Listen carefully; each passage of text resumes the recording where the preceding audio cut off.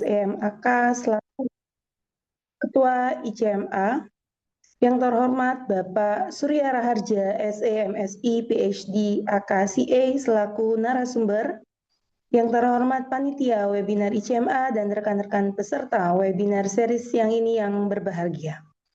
Alhamdulillah, puji syukur kita panjatkan karena berkat rahmatnya kita masih bisa berkumpul untuk bersama-sama menimba ilmu dari narasumber yang luar biasa di siang hari.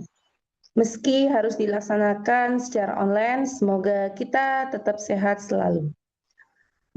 Acara ini merupakan acara webinar yang diselenggarakan oleh Ikatan Cendekiawan Muda Akuntansi, yang mana pada webinar siang ini mengusung topik Research Integrity Masterclass, Etika Penelitian untuk Jurnal Bereputasi. Hadirin yang berbahagia, berikut saya bacakan susunan acara untuk siang hari ini. Yang pertama, pembukaan. Yang kedua, menyanyikan lagu Indonesia Raya. Yang ketiga, pembacaan profil ICMA. Yang keempat, sambutan Ketua Umum ICMA.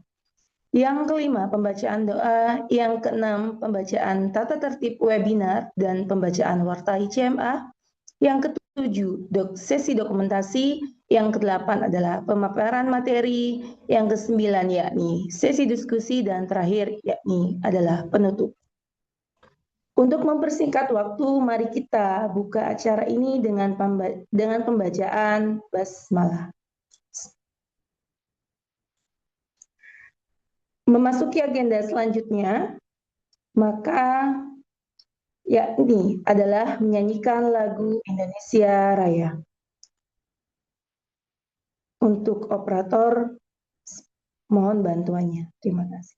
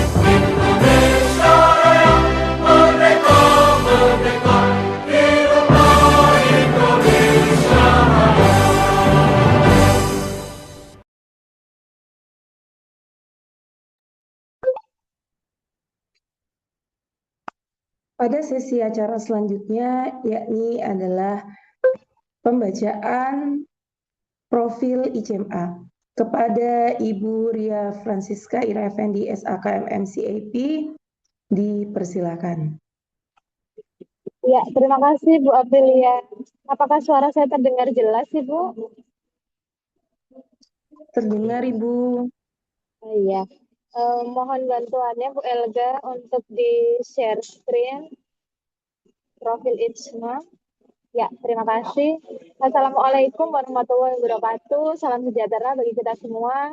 Bapak, Ibu yang sudah hadir, yang saya hormati, izinkan saya membacakan profil singkat ICMA, Ikatan Cendekiawan Muda Akuntansi. Ikatan Cendekiawan Muda Akuntansi merupakan organisasi yang menghimpun para akademisi muda di bidang akuntansi dari seluruh Indonesia. Organisasi ini hadir sebagai wadah untuk berbagi pengetahuan, memperkuat kompetensi, serta memperluas jejaring profesionalitas. ITSMA berkomitmen untuk mendukung pengembangan dunia akuntansi melalui kegiatan riset, publikasi, pelatihan, maupun pengabdian kepada masyarakat. Berikut adalah Ketua Umum ITSMA, yaitu Bapak Raffles Ginting. Ya, selanjutnya Ibu. Ya, di sini sisi perjalanan sejarah ITSMA. ITSMA lahir pada tahun 2021 di Universitas Tanjung Pura Pontianak. Pada tahun yang sama dilakukan perekrutan anggota serta penandatanganan akta notaris sebagai dasar legalitas organisasi. Pada tahun 2002, ITSMA menggelar Disnatalis pertama di Universitas Pancasila Jakarta. Tahun 2023, Disnatalis kedua diselenggarakan di Binus University Alam Sutra. Dan tahun 2024 Disnatalis ketiga di UPN Veteran Yogyakarta. Dan yang terakhir kemarin di tahun 2025 kita gelar Disnatalis di UKDC. Ya. Sejak saat itu ITSMA terus berkembang dan melebarkan kiprahnya di tingkat nasional. Hadirin yang berbahagia, ITSMA memiliki visi. Berikut adalah visinya, menjadi organisasi yang mampu melahirkan generasi dosen muda yang profesional, kompeten, serta inovatif di bidang akuntansi, sehingga dapat berkontribusi dalam pembangunan bangsa. Untuk mewujudkan visi tersebut, ITSMA memberikan berbagai misi di antaranya. Boleh itu? Ya.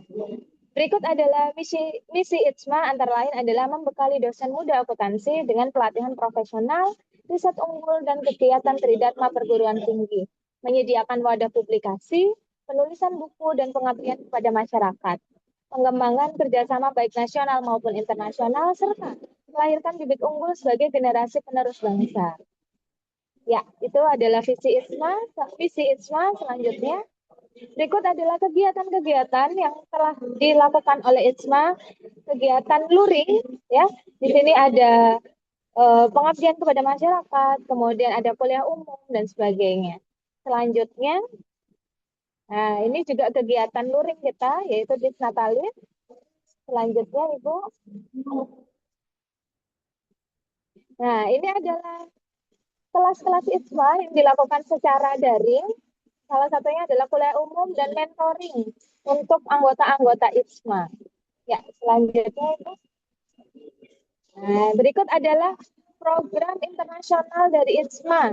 Jadi kita ada kuliah umum internasional dengan dosen luar negeri, kemudian kita juga melakukan call for paper, itu juga secara internasional. Oh, selanjutnya. Nah, berikut adalah kegiatan pengembangan karir kedosenan. Jadi selain kita juga memberikan ilmu di bidang akuntansi, kita juga terus membantu Bapak Ibu semua untuk bisa mengembangkan karirnya secara dosen, gitu ya, melalui rekan-rekan pembina maupun rekan-rekan ITSMA yang lainnya untuk bisa lebih maju dalam karirnya. Selanjutnya, ya ini adalah kegiatan pengembangan penelitian. Lanjut, Ibu. Berikut adalah warna sari ITSMA. Selanjutnya. Ya, selain kita bergerak di bidang pendidikan, kita juga ITSMA hadir untuk membantu sesama dalam kegiatan kepedulian. Berikut adalah kegiatan-kegiatan kita berbagi, baik itu yang dilakukan secara rutin di hari Jumat, maupun apabila ada kegiatan bencana, ya, bantuan bencana seperti yang sebelumnya tadi bencana di Sumatera. Nah, itu ITSMA juga memberikan bentuk simpatinya kepada rekan-rekan saudara kita yang ada yang tertimpa bencana. Ya, lanjut. Ya, dalam menjalankan program kerja ITSMA telah menyelenggarakan berbagai kegiatan yang tadi Bapak Ibu sudah sampaikan, Bapak Ibu sudah lihat. Antara lain ada webinar, ada lokakarya, pelatihan, riset kolaboratif, simposium, tulisan buku masyarakat. Semuanya dilakukan untuk memperkuat kapasitas akademisi muda dan mendorong inovasi di bidang akuntansi. Hadirin yang saya hormati, ITSMA juga membuka kesempatan bagi Bapak Ibu semuanya, akademisi muda yang mau bergabung dengan ITSMA sebagai anggota dengan iuran tahunan yang sangat terjangkau, yaitu Rp200.000. Anggota akan mendapatkan manfaat yang banyak, termasuk diantaranya adalah akses jejaring profesional, pengembangan, serta mengikuti pelatihan eksklusif, peluang karir, dan tentunya menjadi bagian dari komunitas akademisi muda yang solid. Berikut demikian pembacaan profil singkat ITSMA oleh saya. Mari kita bersama-sama berkontribusi, bersinergi, dan berkolaborasi untuk membangun masa depan akuntansi yang lebih baik dengan keilmuan yang kuat serta integritas yang tinggi. Terima kasih. Wassalamualaikum warahmatullahi wabarakatuh.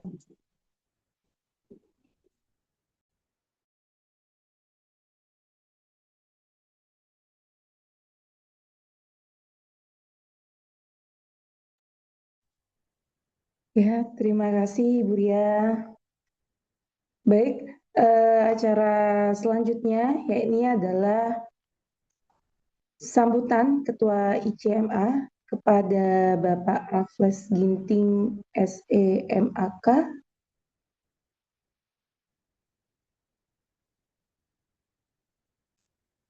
Bisa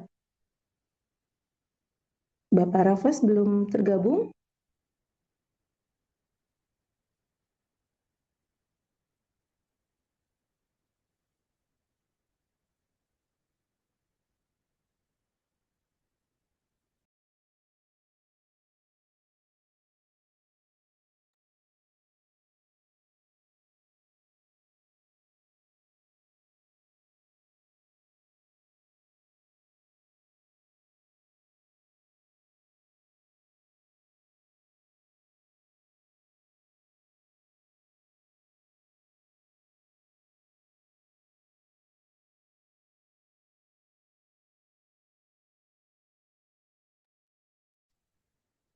Kepada Bapak Raffles Ginting SEMAK atau yang mewakili?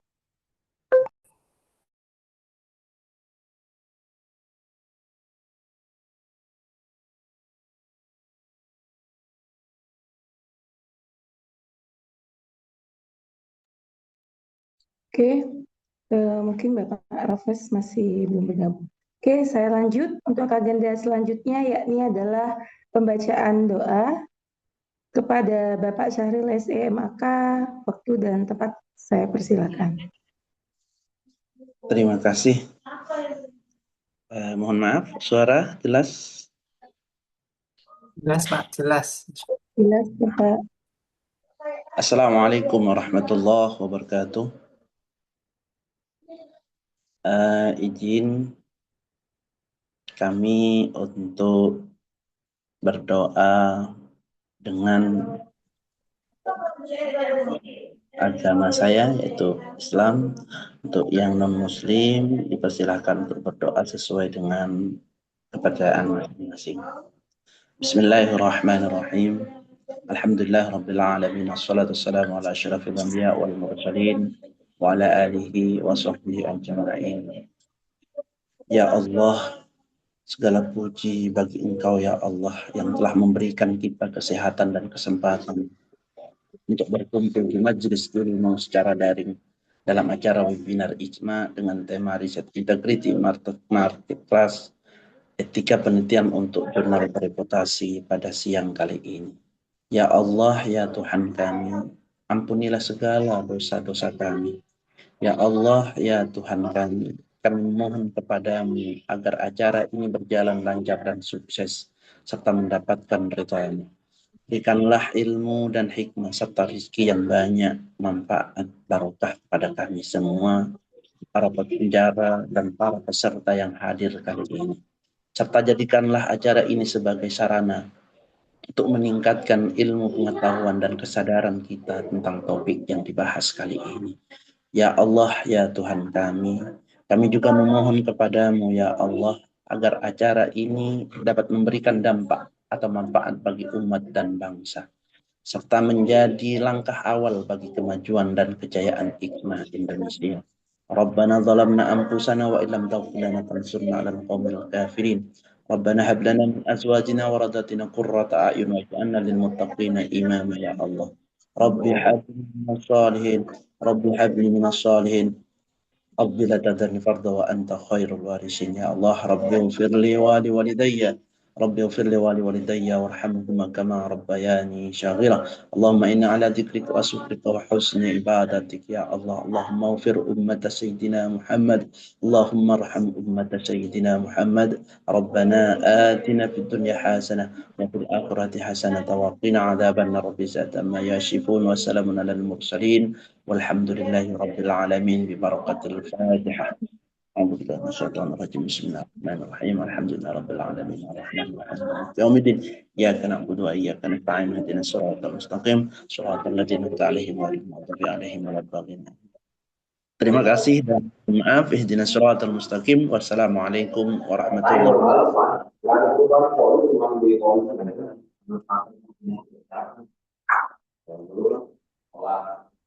Terima kasih, Bapak Ibu. Agenda selanjutnya izin bergabung. Untuk acara selanjutnya saya langsungkan kepada sambutan Ketua ICMA. Sebentar ya Bapak. Kepada yang terhormat Bapak Raffles Ginting SMAK, waktu dan tempat saya persilakan. Ya, selamat pagi Bapak Ibu yang terkasih. Pertama-tama marilah kita panjatkan puji dan syukur kehadirat Tuhan Yang Maha Esa. Atas berkat dan rahmat-Nya kita dapat berkumpul melalui media virtual Zoom pada hari ini Sabtu 24 Januari 2026 melaksanakan rangkaian dari program kelas publikasi Scopus ya. Terima kasih kepada narasumber kita yang sangat luar biasa, Bapak Dr. Surya Raharja, kepada Bapak Ibu Panitia yang sudah mempersiapkan kegiatan pada pagi hari ini dengan sangat baik. Nah, Bapak Ibu yang terkasih, seperti yang kita ketahui bahwa Ikatan Cendekiawan Muda Akuntansi terus dan selalu berkomitmen melahirkan program yang berkualitas. Salah satunya dengan pekan webinar publikasi Scopus ya, pada bulan Januari dari tanggal 17 sampai 30. Dengan kelas ini diharapkan Bapak Ibu para anggota ISMA maupun non-anggota ISMA dapat diperlengkapi untuk memahami bagaimana strategi untuk dapat tembus publikasi Scopus ya. Karena terkadang di benak kita ya bahwa publikasi Scopus itu susah ya Pak Sahril ya. Padahal sebenarnya kalau sudah kita jalani ya dan tahu trik dan caranya pasti kita bisa melewatinya. Kira-kira seperti itu. Termasuk juga eh, membahas berkaitan dengan etika ya Bapak Ibu ya. Pada hari ini topiknya berkaitan dengan research integrity, masterclass etika penelitian untuk artikel bereputasi. Jadi kita tidak hanya berbicara mengenai eh, bagaimana menghindari jurnal predator, bagaimana mempersiapkan artikel yang berkualitas, tapi juga kita harus memahami bagaimana etika penelitian seperti itu. Karena biasanya kalau jurnal bereputasi Scopus ya sebelum kita submit itu biasanya diminta untuk apa namanya ya etika clearance ya. Terakhir saya masukin di Scopus Q1 di Emerald ya. Nah, itu sebelum submit itu diminta ya, diminta berkaitan dengan ethical clearance. Nah, seperti itu memastikan bahwa artikel-artikel yang kita submit itu adalah artikel yang berkualitas dengan memastikan bahwa sudah kita confirm kepada informan ya. Jangan sampai seperti minggu lalu ya yang disampaikan Prof. Tere ya, sudah terbit ternyata ditarik ya. Ya, berarti tidak memenuhi etika. Nah, daripada seperti itu, lebih baik kita sibuk di awal ya Bapak Ibu ya, sibuk di awal ya, kita memperhatikan dulu etika apa yang harus kita perhatikan ya. Kalau memang kita harus menyiapkan informan konsen, ya monggo kita silahkan dulu menyiapkan hal-hal ya. Jangan sampai sudah terbit ditarik lagi ya, kira-kira seperti itu. Ya Bapak Ibu ya, apalagi biasanya saya lihat di beberapa artikel ya, di beberapa jurnal ya.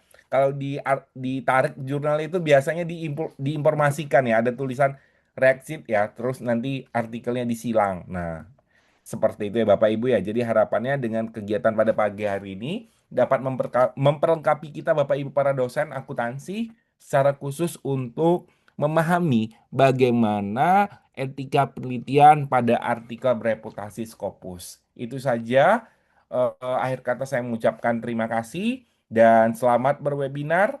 Kegiatan pada pagi hari ini saya buka, saya kembalikan kepada Ibu Dr. Aprilia Dwi Yandari. Dipersilakan Ibu. Baik, terima kasih Bapak Raffles.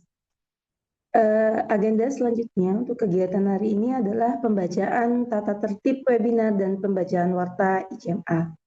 Mohon untuk Ibu Elga. Baik, saya bacakan tata tertib untuk kegiatan hari ini. Selama webinar berlangsung, dimohon para peserta wajib mematikan mikrofon pada saat pemateri sedang berbicara, kecuali saat sesi tanya jawab. Yang kedua, peserta tidak diperkenankan membagikan screen atau mengganggu jalannya webinar tanpa izin host atau panitia. Yang ketiga, kamera boleh diaktifkan bila memungkinkan dengan latar dan penampilan yang pantas. Selain itu, untuk etika peserta lainnya, gunakan bahasa yang baik, sopan, dan profesional dalam chat box atau saat berbicara. Yang kedua, peserta diperbolehkan mengajukan pertanyaan melalui fitur chat atau fitur dengan menggunakan raise hand sesuai arahan dari moderator. Yang ketiga, hindari mengganggu jalannya webinar dengan mengirimkan komentar atau pertanyaan yang tidak relevan. Selain itu, dokumentasi dan rekaman webinar ini akan direkam untuk dokumentasi. Dengan mengikuti webinar, peserta nantinya dianggap telah memberikan izin untuk didokumentasikan. Selain itu, tata tertib untuk sertifikat dan absensi, sertifikat hanya diberikan kepada peserta yang telah mengisi form pendaftaran dan absensi kehadiran dengan membayar biaya sertifikat sesuai ketentuan, yakni adalah Rp30.000. Selain itu, mengisi formulir evaluasi di akhir acara. Yang kedua, link absensi akan dibagikan oleh panitia saat sesi berlangsung, tidak akan dikirim ulang. Yang ketiga, sertifikat dikirim ke email peserta dalam waktu maksimal H+14 hari kerja setelah acara ini selesai. Yang keempat, ketentuan sertifikat lebih lanjut disesuaikan dengan ketentuan panitia.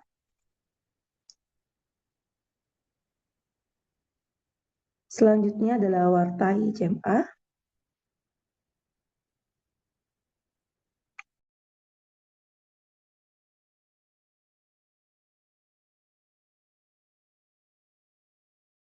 Halo Sobat Cendekia, mari ikuti rangkaian kegiatan sepekan bersama ICMA yang akan berlangsung mulai Sabtu, tanggal 17 Januari tahun 2026 hingga Minggu, tanggal 25 Januari tahun 2026.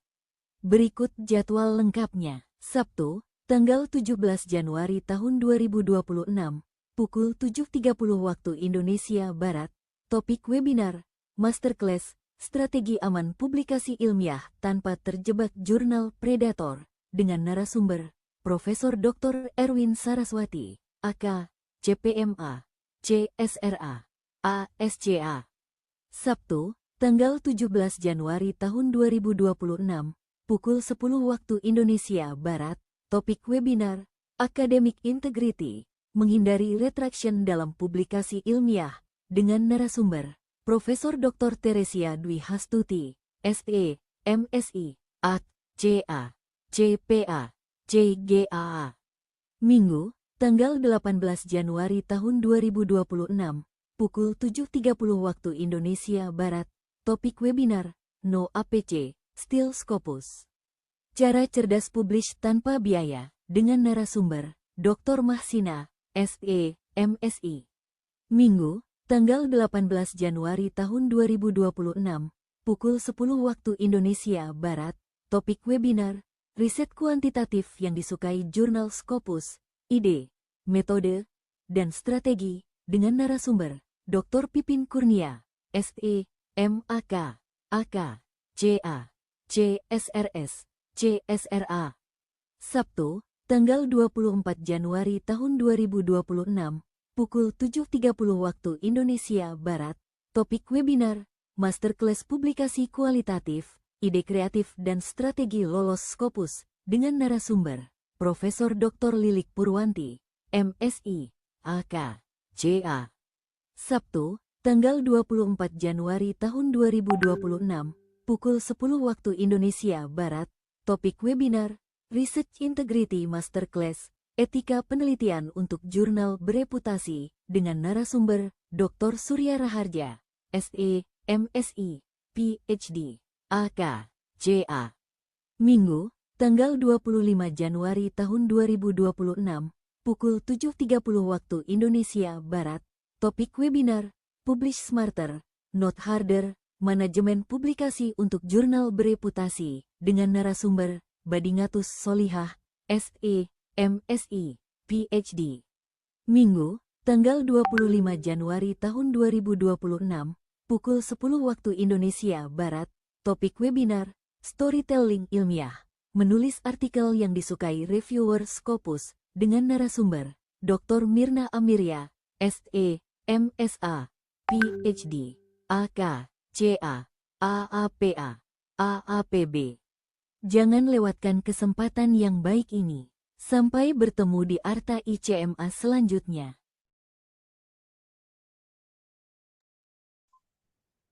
Baik, terima kasih Bu Elga. Kegiatan selanjutnya di acara webinar hari ini adalah sesi dokumentasi. Dimohon bantuannya Ibu Elga untuk mendokumentasikan kegiatan hari ini. Untuk Bapak Ibu, monggo untuk di-on-kan kameranya. Baik, saya akan mengambil sesi dokumentasi. Saya hitung 1 sampai 3. 1, 2, 3. Saya lagi. 1, 2, 3. Baik, sudah Ibu. Terima kasih Bapak Ibu.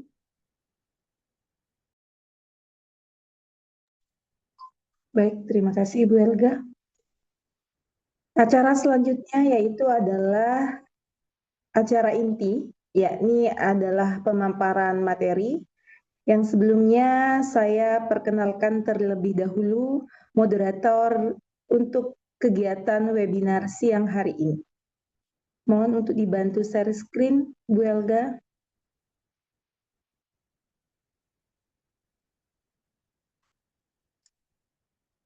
Baik, moderator untuk webinar siang hari ini adalah Ibu Dian Wulansari, SE MAK. Beliau adalah dosen akuntansi di Universitas Bina Insan, Lubuk Linggau, Sumatera Selatan. Pendidikan beliau adalah S1 akuntansi di Universitas Muhammadiyah Bengkulu, S2 akuntansi di Universitas Bengkulu, dan saat ini sedang menempuh S3 ilmu akuntansi di Universitas Brawijaya. Kompetensi yang beliau saat ini miliki yakni adalah sebagai memiliki sertifikat pendidik, lalu ada CFR di tahun 2022, beliau juga memiliki kompetensi CF-Tax, Fundamental Tax di tahun 2022, dan sertifikat Internal Auditor Senior yakni di tahun 2022. Pengalaman kerja beliau juga cukup banyak ya Bapak Ibu ya. Beliau juga sampai saat ini sebagai dosen akuntansi di Universitas Bina Insan. Beliau juga pernah menjadi manajer keuangan dan pemasaran perusahaan pengembang perumahan. Beliau juga tim penyusun Pergub BLUD seprovinsi Bengkulu. Dan saat ini juga beliau sebagai pendamping akuntansi dan keuangan BLUD SMK se-Kabupaten Kota Bengkulu, dan masih banyak lagi pengalaman kerja beliau.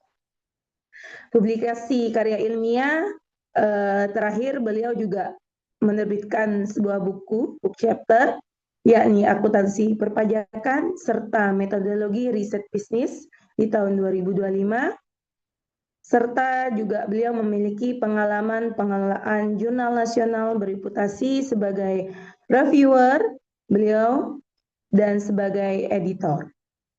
Untuk mempersingkat waktu, kepada Ibu Dian Wulansari, SE MAK, apakah sudah siap?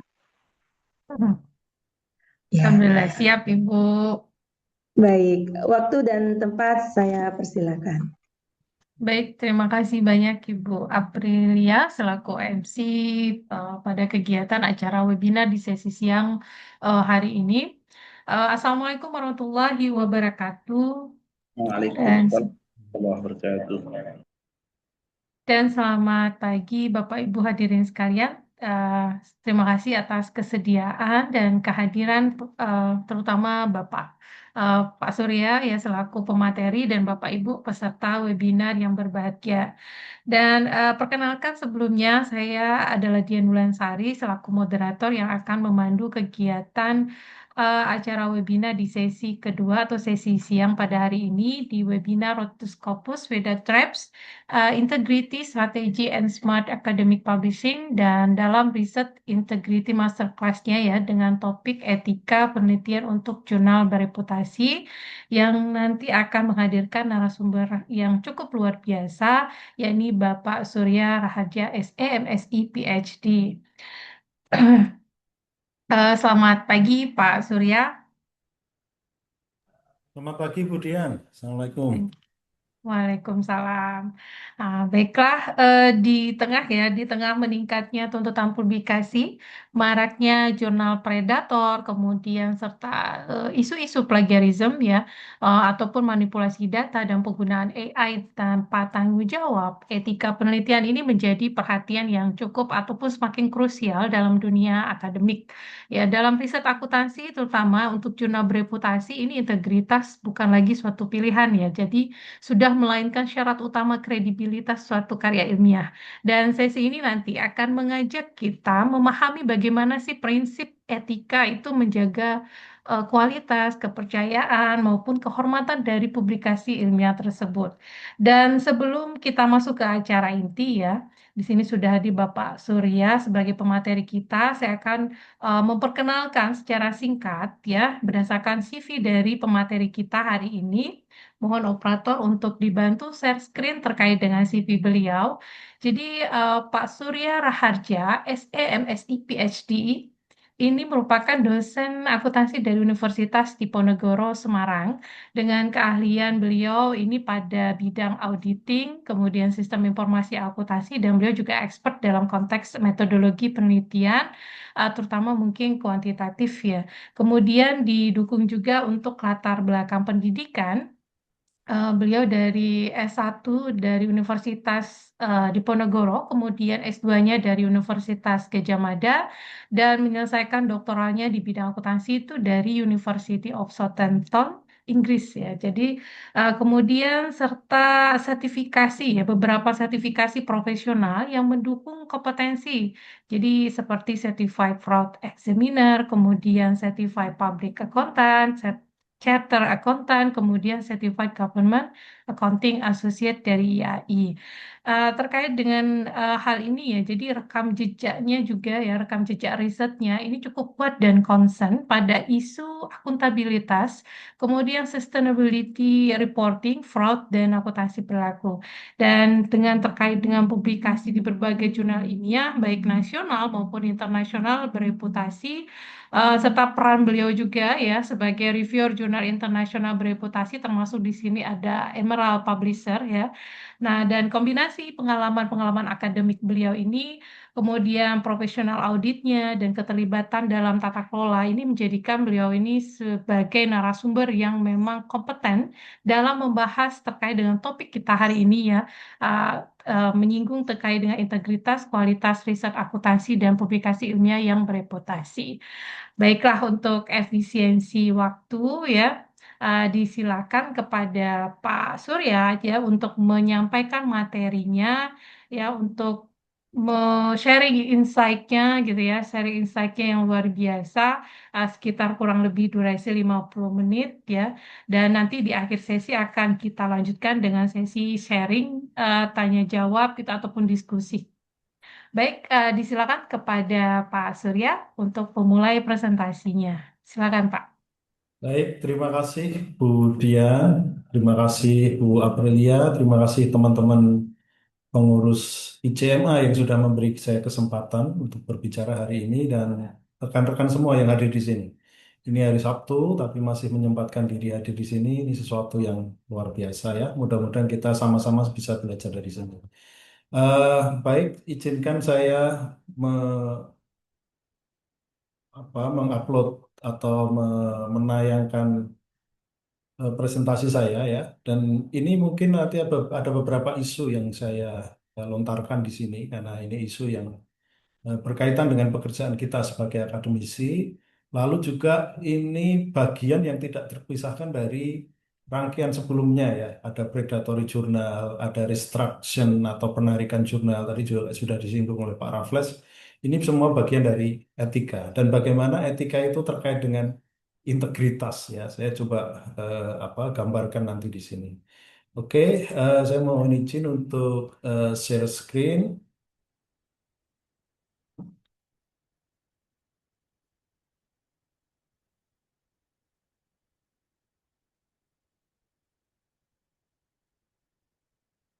Baik, mudah-mudahan bisa terlihat ya. Dan suara saya juga bisa didengarkan dengan jelas. Oke, ya kita bicara apa itu etika ya. Jadi etika ini sebetulnya atau identik dengan prinsip. Prinsip itu adalah nilai yang berlaku universal. Ya, jadi bagi etika itu wujudnya banyak ya. Salah satunya disebut dengan etiket atau sopan santun. Ya, etiket atau sopan santun itu bisa berbeda dari satu tempat ke tempat yang lain.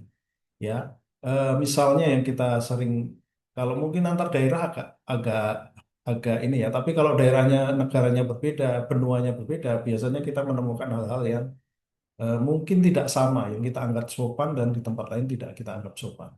Ya, misalnya memegang kepala, berbicara kepada orang tua itu bisa berbeda secara etika. Nah, etika ini mutlak harus hadir ya ketika kita berinteraksi dengan orang lain. Ini mungkin pernah saya sampaikan beberapa kali ya. Nah, Bapak Ibu kalau lihat ini adalah sebuah gambar ya.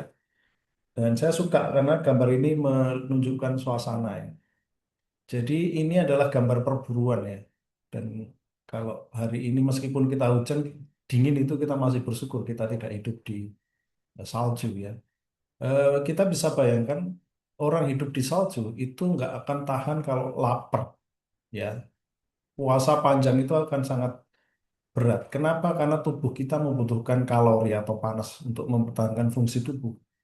Dan panas itu didapatkan dari makanan yang berkalori atau secara umum makanan. Jadi kalau kita kekurangan makan, itu akan menyebabkan suhu tubuh kita itu bisa turun dalam cuaca yang dingin. Ya, dan bahayanya adalah hipotermia. Ini sering kali kena orang yang naik gunung ya, dalam durasi lama dalam kondisi lapar itu kena hipotermia. Ini bukan sekedar kedinginan biasa, ini bisa menjadi kegagalan fungsi tubuh yang bisa berujung pada kematian. Nah, Anda bisa lihat di sini, untuk mendapatkan makanan itu susah. Pohon tidak ada daunnya, ya. Ini nanam tanaman belum tentu tumbuh di sini. Yang tumbuh aja daunnya tidak ada. Kalau vegetasi nggak ada, maka hewan-hewan juga akan terbatas ya. Sehingga kalau kita berburu dalam situasi ini, itu perburuan yang sulit. Ya, satu kita melawan dingin, dua medannya bersalju ya, dan eh, banyaknya hewan yang bisa diburu itu terbatas. Nah, sehingga hampir tidak mungkin kita melakukan perburuan secara sendirian perorangan. Kita akan melakukan perburuan dalam tim dan bahkan dibantu dengan anjing. Nah, tentu saja berburu sendiri dan tim itu sangat berbeda ya. Itu harus ada pengaturan, harus ada saling menghormati ya. Jadi etika hadir di sini dan ini etika yang spesifik yang sering disebut sebagai etika kerja. Ya, dan kita sebagai akademisi juga punya etika itu. Jadi ini apa di ini ya dibutuhkan ya terutama untuk area-area yang spesifik ya ini yang disebut dengan etika kerja dan saya rasa publikasi itu bagian dari etika kerja gitu ya jadi biasanya etika yang kita anut itu merupakan prinsip ya prinsip itu nilai yang berlaku universal di mana-mana berlaku ya misalnya kejujuran itu penjahat pun organisasi kayak mafia, triad itu juga butuh kejujuran, ya, antar mereka. Jadi itu universal, kesetiaan, keberanian, ya. Nah itu yang kemudian diambil ya, karena kita itu profesinya dekat dengan pen, ilmuwan ya dan akuntan, maka kejujuran itu salah satu prinsip yang kita ambil. Kalau tentara yang diambil pasti keberanian, ya. Eh, ya kejujuran ada tapi lebih dominan keberanian karena digunakan untuk bela negara. Ya, jadi kalau tentara sudah takut itu ya hilang karakteristik utamanya sebagai tentara. Sama juga dengan kita ya. Kalau kita sudah tidak jujur ya, itu hilang karakteristik kita sebagai akademisi. Nah, eh, dalam penelitian ya, jadi meskipun kita nanti bicara publikasi, tadi juga sudah dijelaskan sedikit disinggung Pak Raffles, kita tidak bisa menghilangkan proses penelitian itu. Jadi maksudnya begini, kalau kita mau patuh ya, mau baik ketika publikasi, itu kebaikan ketika publikasi itu tidak boleh ya, harus inline dengan kebaikan ketika kita memulai riset. Ya, jadi kalau risetnya itu melanggar etika, maka publikasi yang sudah benar pun dia menjadi tidak etis. Ya, dan ini sudah banyak dibahas etika mengenai penelitian ya, ini salah satu contoh yang dilakukan oleh Nazi ya. Ini juga penelitian mengenai sifilis ya, penelitian ini terkenal sekali. Bapak Ibu bisa eh, ini bisa cari ya, dan salah satunya karena salah satu yang paling kejam itu Nazi ya, karena memang tujuan penelitian itu ya mungkin mungkin dugaan saya sekaligus untuk eksekusi para tawanan di eh, kamp-kamp Nazi itu ya.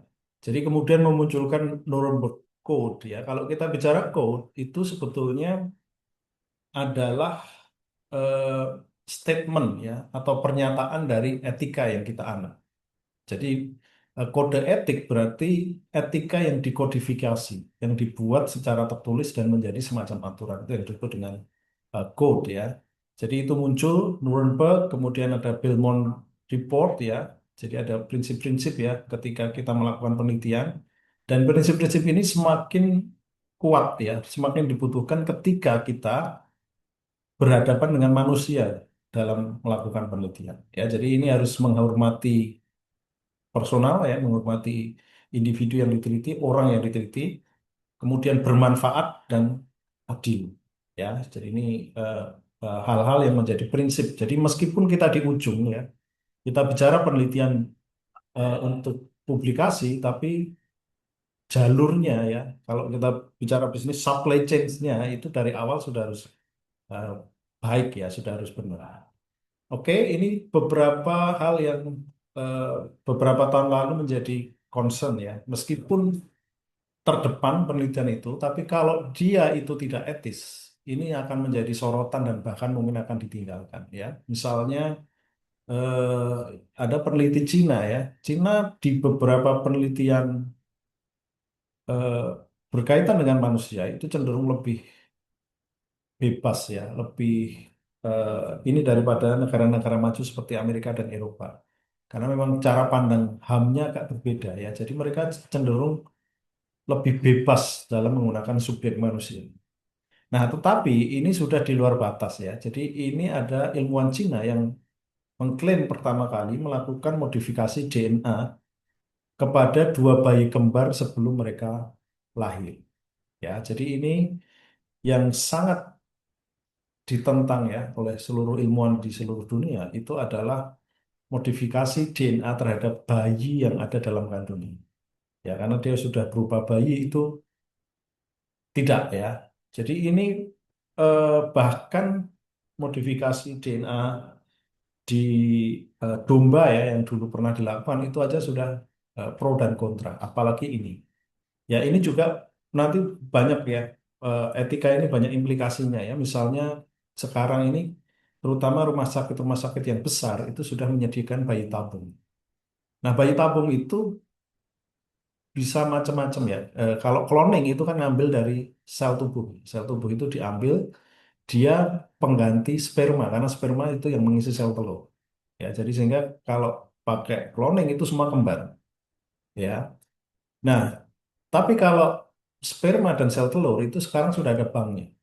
Jadi sangat memungkinkan terjadi orang hamil itu sel telurnya berbeda, spermanya berbeda.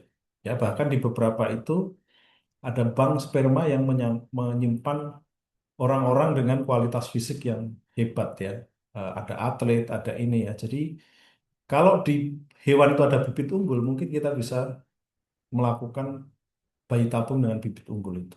Ya, jadi saya masih ingat dulu waktu kuliah lumayan bayarannya itu. Tapi ya sekali lagi etika ya, jadi etika. Nah, beberapa dokter kita itu tidak mau mencampur sampai lebih dari 3 orang, ya, karena beberapa masih menganut etika ya, termasuk dalam ajaran agama itu eh, keturunan atau nasab itu harus jelas. Oke, ini pada akhirnya ya, jadi dia merasa bangga sebetulnya karena pertama kali melakukan modifikasi ya, tapi dan ini kalau ditelusur ya, kalau baca tulisannya itu bangga, tapi terakhir dia ilmuwan tadi itu akhirnya dipenjara ya karena di Cina ini. Jadi bahkan otoritas Cina pun menganggap itu terlalu bebas, terlalu kebablasan. Nah, ini pentingnya etika sejak awal ya. Jadi dari niat dari awal itu semua menjadi satu bagian. Nah, eh, ini juga ditekankan juga di umat sekarang ya. Jadi etika penelitian itu tidak hanya didesiminasi dan reporting, tapi sejak awal ya, sejak niatnya. Nah, niat ini yang nanti terhubung dengan integritas. Jadi integritas itu bermula dari niat. Ya, sesuatu yang baik kalau niatnya tidak baik itu tidak ada integritas. Ya, Eh, niat baik tidak dilakukan dengan jalan yang baik itu juga bukan integritas. Jadi integritas itu bersatunya antara niat dan perbuatan yang baik. Oke, nah itu tadi juga sudah disinggung ya, untuk karena ini bagian dari proses, terutama kalau kita menggunakan subjek manusia, itu mutlak harus ada consent ya, atau kalau dalam bahasa Indonesia disebut kesediaan ya. Jadi kita harus punya lembar persetujuan atau kesediaan dari subjek ya. Jadi kalau mau ya saya kalau ke mahasiswa kalau manusia harus ada itu ya. Dan ini sebetulnya eh, harus ada yang dilengkapi dalam consent form itu. Di antaranya adalah namanya information sheet ya, information sheet. Jadi sebelum menandatangani, sebelum bersedia itu harusnya ada lembar informasi. Itu sebetulnya bisa bisa tertulis, bisa lisan ya. Tapi ya penjelasan dulu. Jangan sampai orang melakukan persetujuan tanpa dia diinformasikan lebih dulu. Ya, dan seterusnya dan seterusnya. Jadi concern itu wajib ada. Ya, nanti di salah satu etika itu kadang-kadang ya, ini tidak selalu, tapi kadang-kadang editor atau reviewer itu bisa meminta data aslinya ya, atau concernnya, bukti bahwa itu sudah ada persetujuan. Ya, jadi ini nanti terkait dengan itu. Ya, di samping juga tadi prinsip untuk menghormati dan melindungi manusia, ya harus ada persetujuan.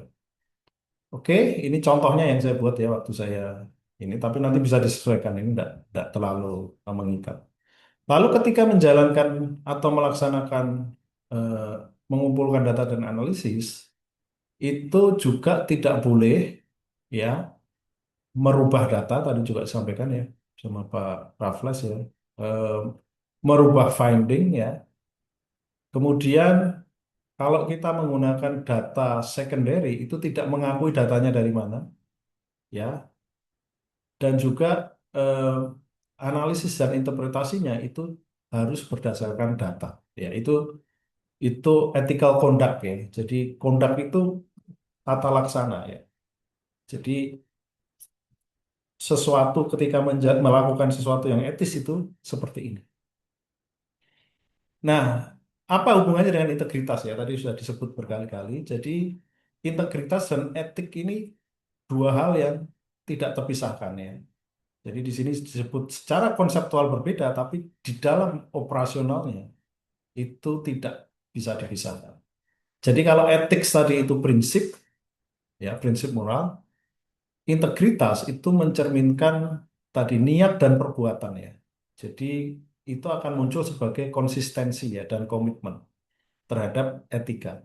Jadi kalau etika itu disampaikan tapi tidak ada konsistensi dan komitmen dari para pelakunya, itu etika itu hanya omong-omong saja ya bahasa sekarang ya. Jadi tidak akan bisa ditegakkan, tidak akan bisa berjalan. Jadi secara singkat, etika itu sesuatu yang harus dilakukan, prinsip-prinsip yang harus dijalankan. Sedangkan integritas itu menjalankan dengan konsisten ya, sesuai dengan komitmen, bahkan ketika tidak ada seseorang yang melihat kita. Nah, ini penting sekali ya kalau dalam ilmu apa ya, ilmu di sistem atau di audit kita mengenal lingkungan pengendalian. Ya, di area itulah harusnya muncul integritas ya. Orang tetap menjalankan meskipun tidak diawasi. Nah, ini hubungan yang erat antara etik dan integriti. Nah, jadi ini juga tadi sudah disinggung ya. Jadi etik itu kalau sudah bisa dijalankan dengan integriti itu akan memunculkan trust atau kredibilitas. Ya, jadi kita itu dianggap punya kredibilitas kalau etik dijalankan dan integritas untuk menjalankan secara eh, berkomitmen dan terus-menerus. Ya, jadi kredibilitas ini yang dijaga.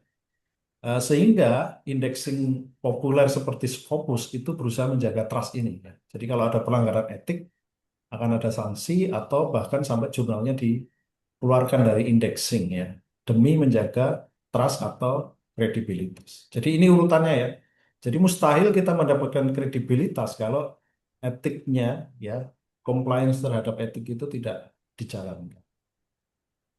Oke, kemudian saya mau masuk ke spesifik ya, karena hari ini pembahasan kita itu ada di reporting dan dissemination atau di publikasi jurnal bereputasi ya. Saya akan masuk dulu ke hasil yang beberapa waktu selalu dibahas ya. Ini RI square ya, atau R1 kuadrat kan, double RI dan RI ya. Research Integrity Risk Index. Nah, ini diterbitkan ya, nanti ada penjelasan dari Pak Meho dari eh, American University di Beirut ya. Jadi dia mengukur indikasi ya bahwa integritas itu ada potensi terlanggar ya. Nah, ini di Indonesia diambil 20 ya. 20 itu yang merah itu red flag. Ya, jadi ada bahaya integritas di situ. Saya ini mohon maaf ya, ini karena saya ambil dan tidak ada pretensi untuk menjelekkan salah satu universitas ya. Di tempat saya pun kami masuk di sini ya. Jadi ya cukup malu juga. Ini 0,4 di sini ya, Universitas Diponegoro tempat saya itu. Nah, eh, kita harus melihat juga bagaimana metodologinya ya sebelum ini ya. Ini ya sebagai autokritik lah. Ini sebagai akibat bahwa kita itu terlalu agresif ya.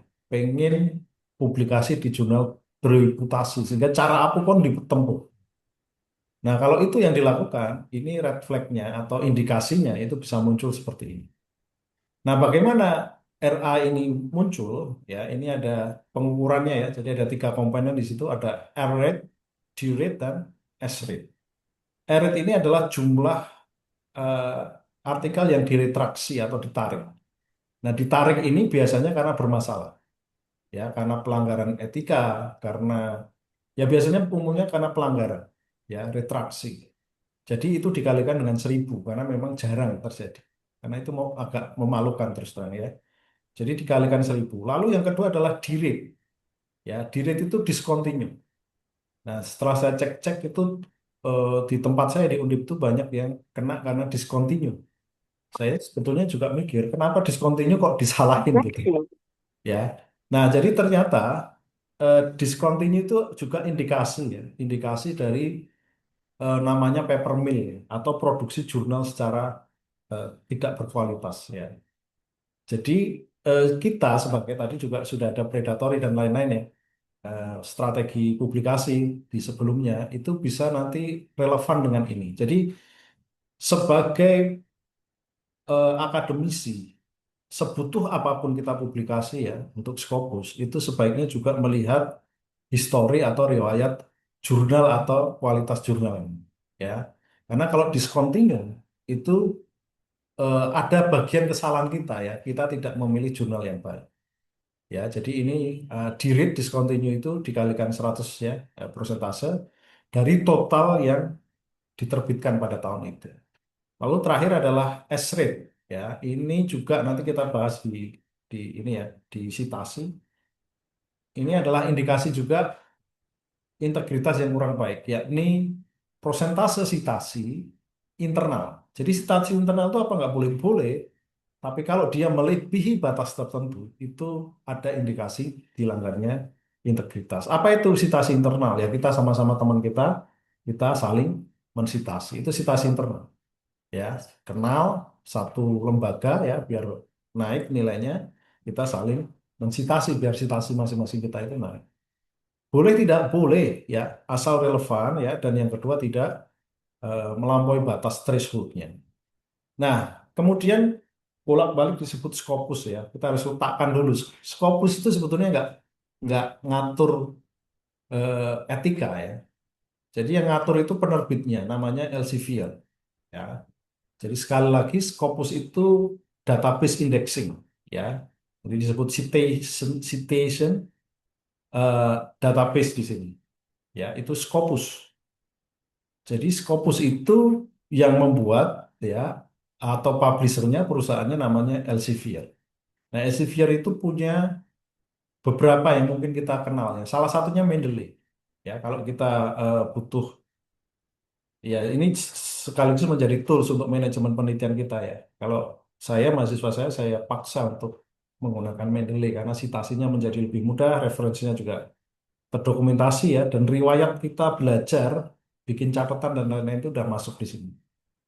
Nah, ini juga Elsevier. Jadi eh, kalau kita punya eh, akun ya, akun kita nanti bisa masuk ke ScienDirect, bisa masuk ke Elsevier dan Scopus itu bisa satu akun, ya karena grupnya sama. Nah, Elsevier sendiri, jurnal-jurnal yang dia terbitkan, yang bisa langsung di-download itu masuk di Science Direct. Ya, jadi ketika kita ngomong Scopus, Scopus itu nggak ngasih eh, petunjuk teknis ya untuk eh, publikasi ya, yang ngasih petunjuk itu publishernya, ya publishernya dan nanti turun pada Science Direct ini. Nah, Scopus sendiri ini indexing ya, tapi Scopus sangat selektif. Jadi dia ada syaratnya itu untuk bisa diindeks Scopus, misalnya konsisten terbit 2 tahun berturut-turut, ya punya kualitas yang bagus, citasinya bagus dan seterusnya. Ya, sehingga eh, baru bisa masuk Scopus. Nah, ini menjadi indexing yang karena seleksinya ketat menjadi bergengsi sehingga kita oh ya ke sana lah gitu.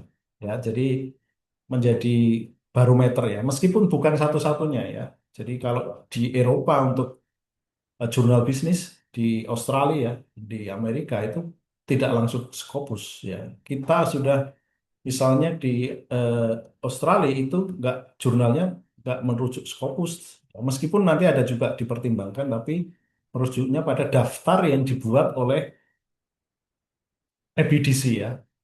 Di Eropa juga EBS ya, daftar yang dibuat oleh Business School. Jadi tidak semua jurnal di Scopus itu masuk daftarnya. Ya, jadi ini mereka sangat selektif yang benar-benar eh, secara mutu ya itu bagus diakui dari sudut pandang Business School. Jadi mereka ngitungnya di situ. Karena kita belum punya itu atau kita tidak menginduk pada itu, maka secara gampang kita menyebut Scopus. Scopus ini sebetulnya sangat luas dari berbagai bidang ilmu.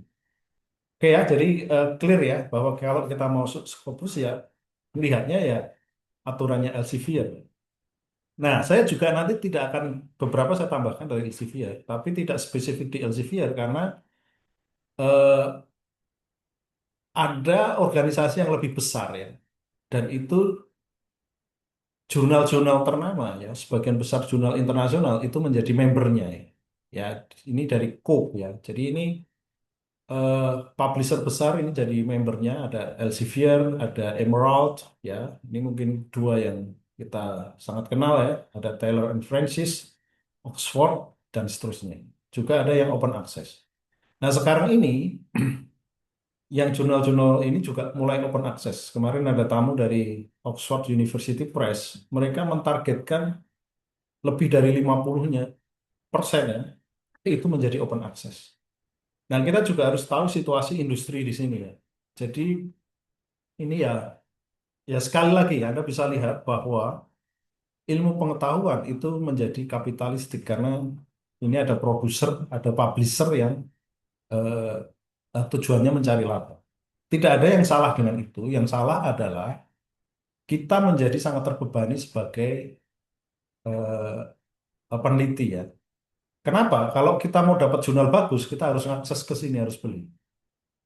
Ya, saya bandingkan dengan industri-industri komersial yang lain. Misalnya yang mirip itu musik ya. Nah, kalau musik hampir sama itu. Mereka juga punya database ya. Jualan juga, misalnya Spotify ya. Jadi ada produser masukin Spotify. Nah, eh, di hampir semua industri komersial itu tidak ada dua harga ya, atau dua pricing, atau dua kali kita harus bayar. Ya, misalnya di Spotify, ketika kita sudah mengeluarkan duit untuk memproduksi musik, kita upload di Spotify, itu kita nggak dikenai charge. Bahkan kalau kemudian ada orang mengakses, kita dapat sesuatu dari situ. Kita dapat bayaran. Ya, jadi hanya produksinya aja yang mengeluarkan duit, selebihnya ketika menjual atau diakses orang, kita dapat duit, Bang. Nah, di jurnal ini, industri kita itu cenderung tidak sehat ya. Mohon maaf ini nanti sedikit saya sampaikan. Kenapa? Karena ketika memproduksi, mau upload itu kita bayar. Dan kalau pilih open access, semakin mahal bayarnya. Karena kita dianggap nanggung berbagai cost yang mestinya nggak masuk akal menurut saya. Karena terlalu mahal bayarnya. Ya, ketika kita mau download, kita harus bayar juga. Jadi bayangin upload dan download, memproduksi dan mengakses itu dibayar dua kali. Ya, jadi kalau kita sebagai author di sini yang tidak punya open access, itu kita nggak boleh sembarangan bagi eh, paper kita meskipun kita yang nulis. Bayangkan, ya. Dan kalau kita mau ngambil, itu juga kita harus membayar. Jadi ini hal yang harus diatasi ya. Salah satunya sementara ini adalah open access, tapi open access itu menjadi sangat mahal ya. Bapak Ibu mungkin yang Scopus yang mau open access itu luar biasa, harganya mahal sekali, apalagi Q1 dan Q2. Ya, jadi eh, apa yang harus kita lakukan ya? Ya kita tidak melanggar karena ini udah bagaimanapun rule of the game-nya begitu. Tapi kita bisa membagi hasil karya kita agar bisa dinikmati ya. Salah satunya menggunakan media sosialnya akademisi ya, kayak ResearchGate ya, SSRN dan lain-lain. Ya, jadi kalau tidak boleh ngambil papernya yang sudah diterbitkan, kita bisa share. Ini beberapa yang dilakukan ya. Bisa share secara free ya, misalnya menggunakan ResearchGate paper final kita ya. Jadi naskah terakhir kita. Dan nanti minta tolong kalau sitasi itu menggunakan seperti yang sudah dipublish di Emerald misalnya atau di Elsevier misalnya. Jadi bentuknya paper mungkin PDF dari Word kita, tapi sitasinya kita minta dianggap sama sitasi ketika kita ngambil dari major publisher. Ini salah satu yang bisa dilakukan. Termasuk banyak gerakan yang ya ini akan terjadi terus-menerus meskipun ditekan ya. Eh, sharing paper ya, sharing paper ya, misalnya di Sci-Hub dan seterusnya. Oke, oke saya lanjut ya. Nah, jadi apa itu KPE? KPI, KOP ya, ini singkatan dari Committee on Publication Ethics. Jadi ini yang dipatuhi oleh hampir semua publisher besar ya. Jadi ini didirikan tahun 97 di Inggris, ya jadi rujukan, jadi kode etik ya bagi publisher besar. Jadi saya etik publikasinya masuk di sini dulu, ya baru nanti saya ambilkan sebagian dari Elsevier yang eh, punya database di Scopus. Ya, oke. Jadi apa yang diatur oleh eh, COPE ini ya? COPE ini sebetulnya nggak ngatur hanya penulis saja, tapi juga publisher dan reviewer. Ya, jadi publisher juga harus fair, reviewer juga harus objektif. Nah, cuma hari ini kita fokus ke sini ya, karena ini eh, eh, etika kita sebagai penulis. Ya, yang pertama adalah orisinalitas dan etika. Jadi citasi ya. Jadi citasi orisinalitas itu arahnya ke plagiarisme. Orisinal tapi citasinya nggak benar itu bisa dianggap plagiarisme karena ngambil orang, ngutip orang tidak sesuai ya, tanpa etika ya dan seterusnya. Oke, kita akan bahas dan saya kasihkan contoh satu-satu. Oke, ini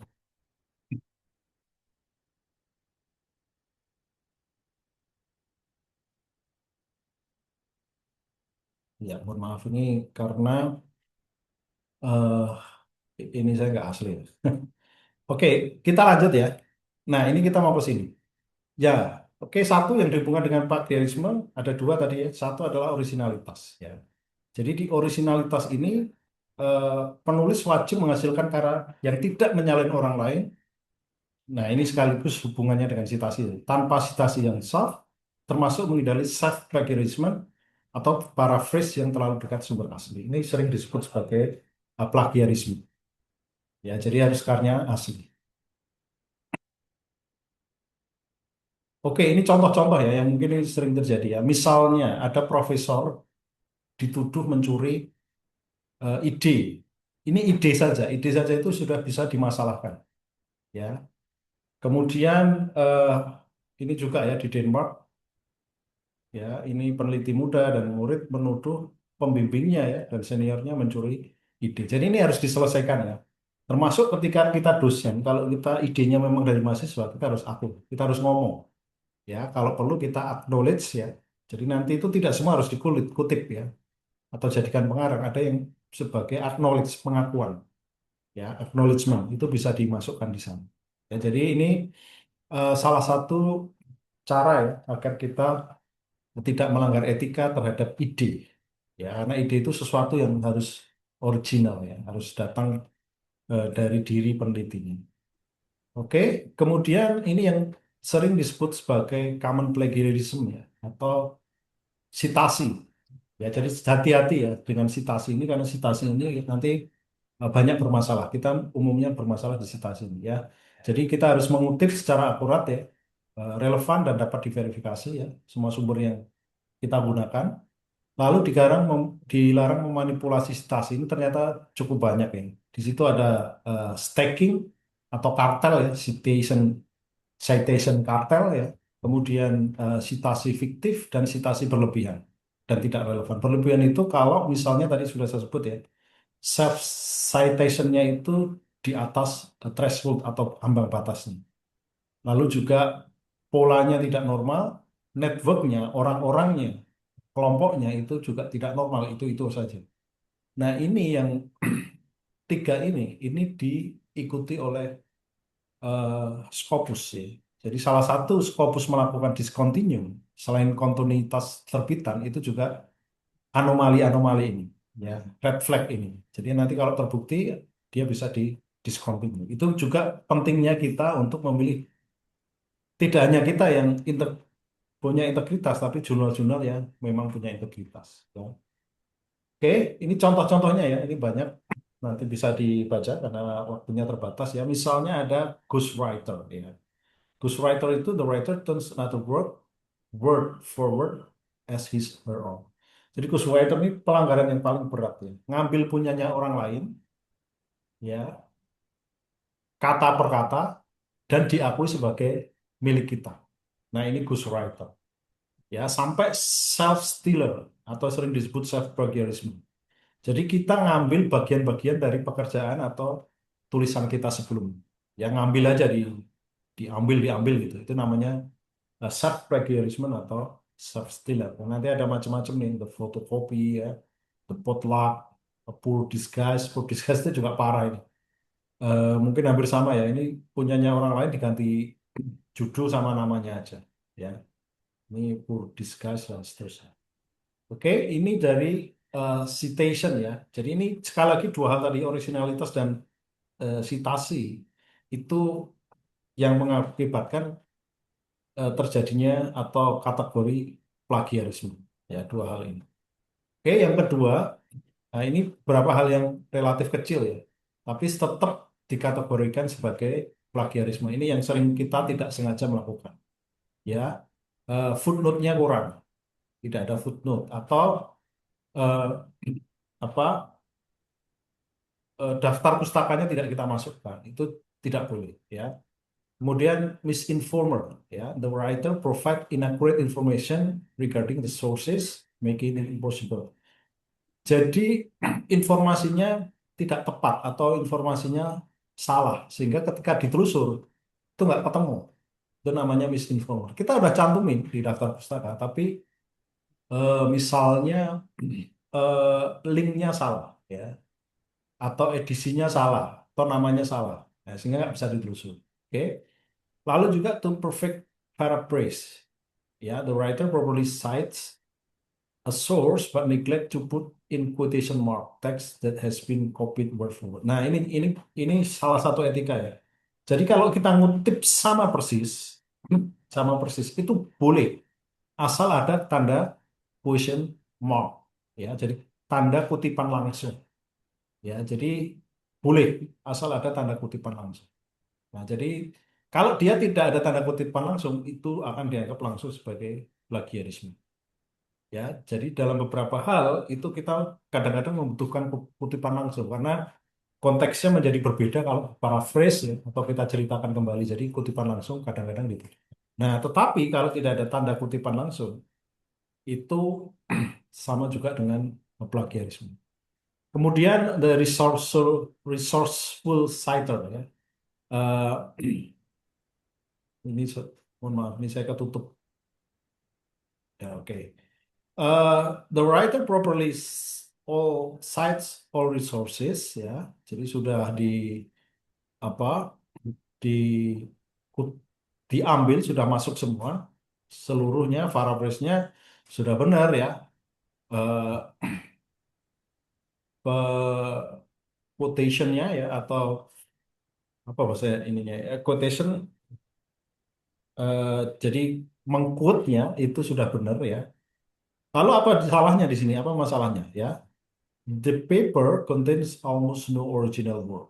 Ya, ini salah. Jadi kita cerita banyak, tapi yang sebetulnya yang kita ceritakan itu tidak mengandung atau yang kita kutip itu tidak sama dengan aslinya, ya, ya. Jadi seolah-olah itu dari dokumen yang lain, padahal itu tidak sama dengan yang kita kutip. Jadi lebih banyak ke deskripsi kita ya. Padahal harusnya yang kita kutip sebagai basis dari argumen itu ya konsisten dengan isinya, bukan hanya dari sudut pandang kita. Nah, ini resourceful citer, lalu terakhir the perfect crime ya.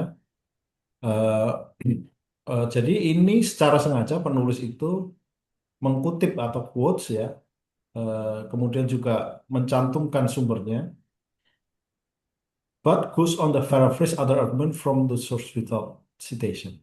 Nah, tapi kemudian dia membuat argumen ya, yang lain ya, meneruskan tulisan itu tanpa kembali mengutip. Ya, this why the writer tries to pass off the paraphrase material as his own. Nah, seolah-olah dia itu menuliskan sebagai idenya sendiri. Jadi kita udah ngutip nih, tapi kita melanjutkan argumen kita tanpa kembali pada esensi yang kita kutip atau kutipan itu tanpa menyebutkan pengarangnya lagi. Ya, seolah-olah itu menjadi bagian dari ide kita. Ya, ini the perfect crime. Ini yang paling susah untuk dideteksi sebagai plagiarisme. Ya, kayak perfect crime itu adalah kejahatan yang susah ditemukan pelakunya. Oke, ini beberapa ya. Jadi terkait dengan eh, apa eh, plagiarisme dan yang ini juga bad habit ya. Mungkin tidak bisa langsung disebut plagiarisme, tetapi kalau ini dilakukan mungkin akan bermasalah ketika diterbitkan ya. Bisa saja kita ditolak oleh editor ya. Jadi ini ya definisinya ya ada Chinese whisper, showing off dan founding fathers ya. Chinese whisper itu eh ya, jadi ini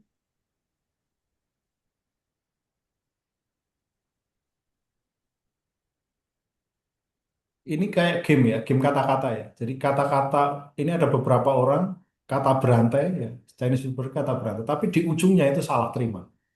Ya, jadi kita mengkutip ya, dan kutipan yang kita kutip itu terakhir nggak sama dengan eh, karya asli pertamanya.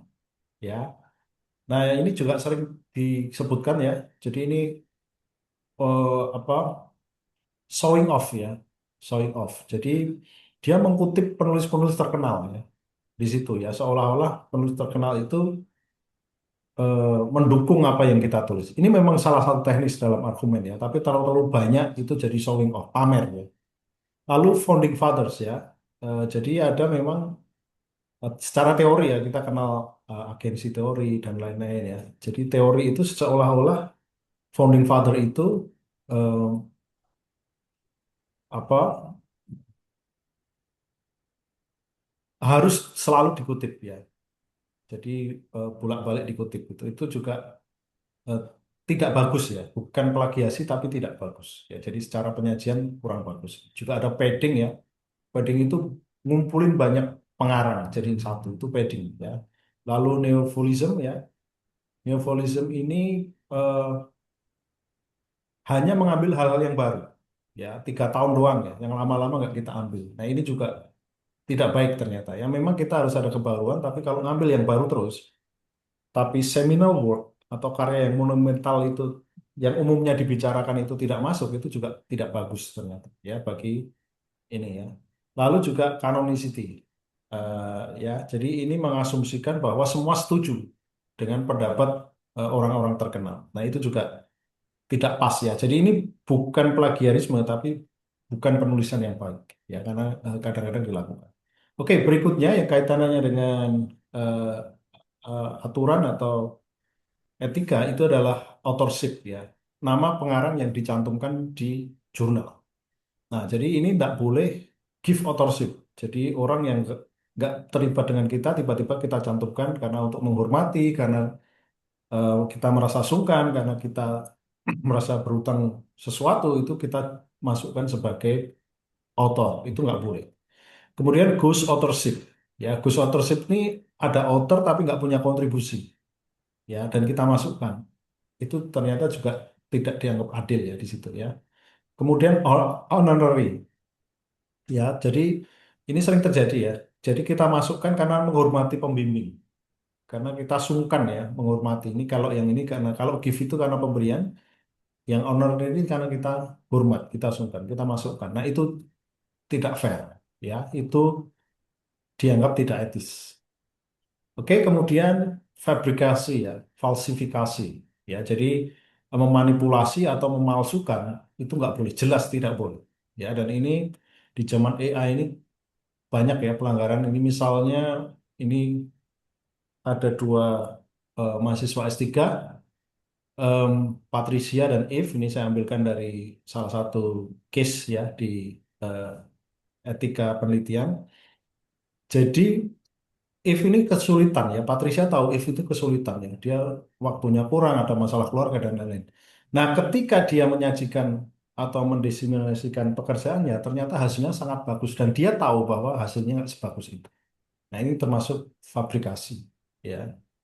Kemudian ini kasus yang benar-benar terjadi ya tahun 2000, belum lama nih 2024 ini Profesor Harvard ya. Anda tahu Harvard itu salah satu lembaga atau perguruan tinggi yang punya kredibilitas ya, yang dibangun bertahun-tahun dari etik dan integritas ya.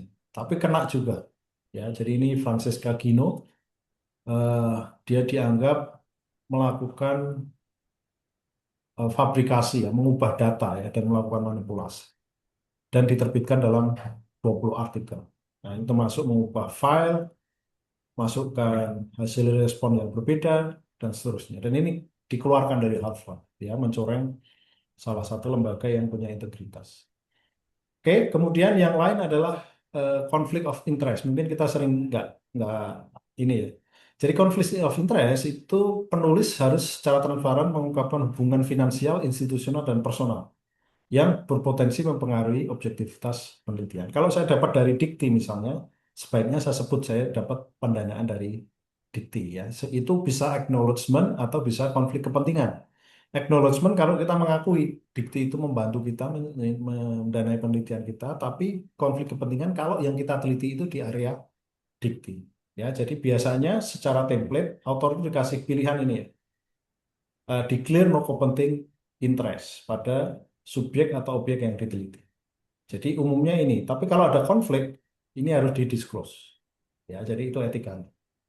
Oke, kemudian ini yang paling menarik ya, penggunaan AI ya. Jadi untuk AI ini secara umum boleh digunakan ya. Bahkan dalam pengajaran saya di ASSB kemarin ada contoh dari Politeknik Hong Kong itu bahkan diajarkan di mahasiswa bagaimana agar mereka bisa menggunakannya. Dan menurut saya sebaiknya begitu, karena bagian dari pengajaran itu kita tanamkan bahwa batas mana yang boleh dilakukan dan batas mana yang tidak boleh dilakukan. Ya, karena kalau sekarang tanpa AI ini, wah, berat ya kan. Dengan AI kita menjadi lebih produktif ya, menjadi lebih mudah ya, kita menjadi lebih punya waktu. Nah, ini AI ini secara umum boleh ya. Jadi untuk bahasa, grammar ya, outline awal, paraphrase ya, formatting, ringkasan literatur untuk orientasi awal itu boleh ya. Tetapi semua menjadi tanggung jawab penulis. Ya, jadi tanggung jawab penulis. Nah, terakhir ya, kalau dia sudah melakukan semua yang diperbolehkan di AI ini, terakhir itu dia harus disclose ya, dia harus ada eh, statement ya bahwa dia menggunakan AI. Ya, jadi kalaupun kita menggunakan AI sudah pada hal yang boleh, itu tidak boleh diam saja, tidak boleh apa, tidak melakukan statement kalau kita menggunakan AI. Ya, jadi yang tidak boleh sebagai koautor ya menulis otomatis, ini sering kali ya banyak training nulis otomatis. Kalau itu otomatis semua salah ya, memalsukan data ya, mengganti data dan referensi ya. Dan terakhir adalah tadi ya menggunakan AI tanpa disclosure atau melakukan statement. Nah, itu nggak boleh. Ya, jadi ini salah satu bentuk deklarasinya ya, declare-nya itu misalnya saya pakai ChatGPT, saya juga harus declare ChatGPT saya gunakan dan saya gunakan untuk apa. Ya, itu bentuk deklarasinya atau declare-nya.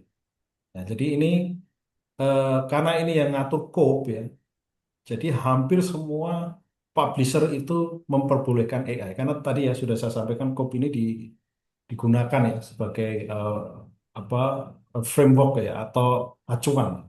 Jadi boleh ya, kecuali yang dilarang ini dan harus declare ya, harus dinyatakan dalam di tulisannya.